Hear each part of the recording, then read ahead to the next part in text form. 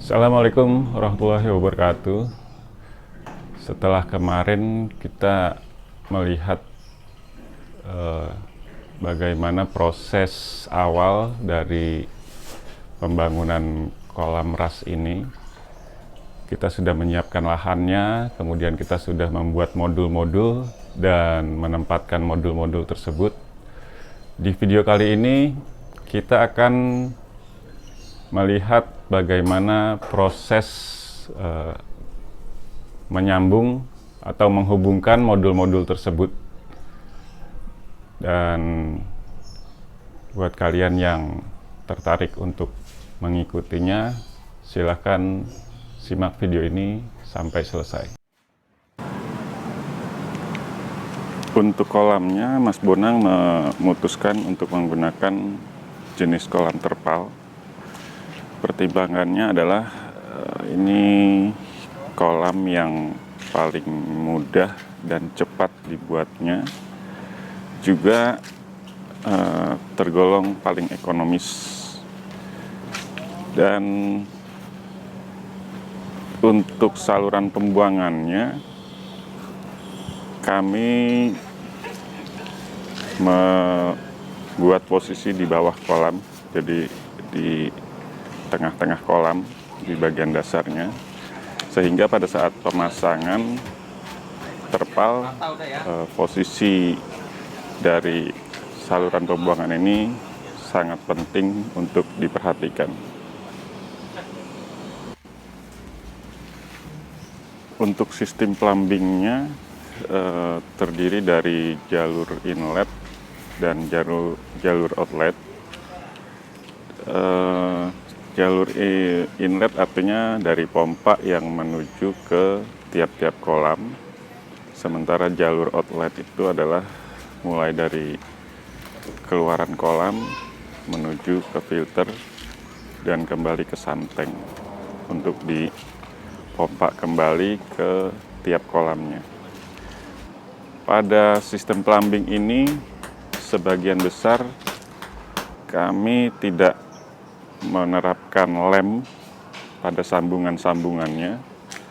Tujuannya adalah supaya jika ada perlu maintenance, ini akan lebih mudah untuk mencopotnya.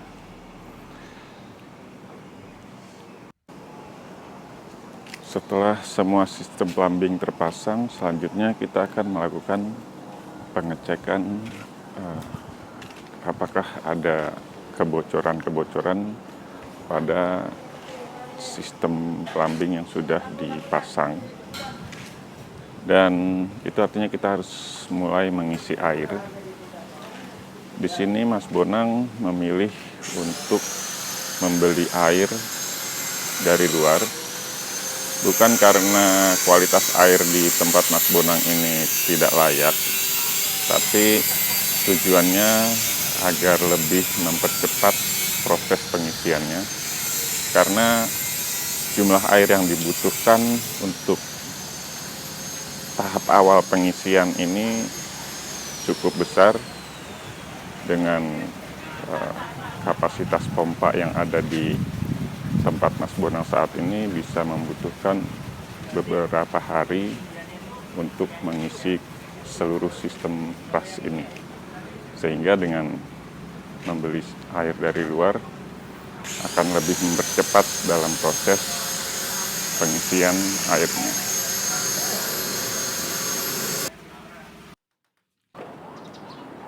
Sebagai langkah terakhir, kita akan melakukan pengecekan sistem ras ini secara keseluruhan, atau mungkin lebih dikenal dengan istilah commissioning. Pada proses ini kita akan melihat apakah misalkan kapasitas pompa yang kita gunakan sudah mencukupi untuk sistem ras ini. Kemudian juga kita sudah bisa melakukan setting berapa besar debit air yang masuk di tiap-tiap kolam. Kemudian kita bisa melihat sistem ini bekerja secara keseluruhan, apakah sistem resirkulasinya sudah normal, berjalan dengan baik. Nah, proses ini adalah proses yang sangat penting dalam sistem RAS ini untuk memastikan ke depannya sistem ini sudah berjalan secara stabil. Pada proses ini juga kita sudah bisa mulai memasukkan media filternya.